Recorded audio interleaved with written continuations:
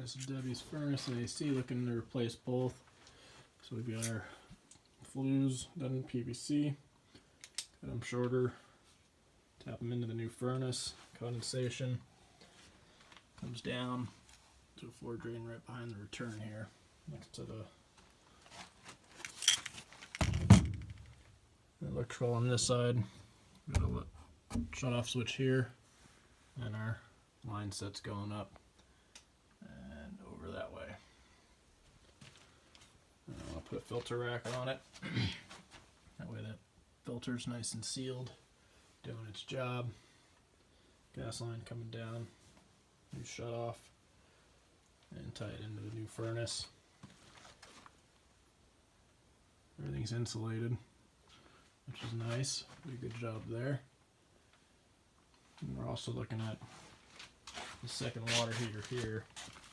It's holding water. Looks like it's been holding water for a while. Kind of leaked out a little bit, so go ahead and take care of that as well.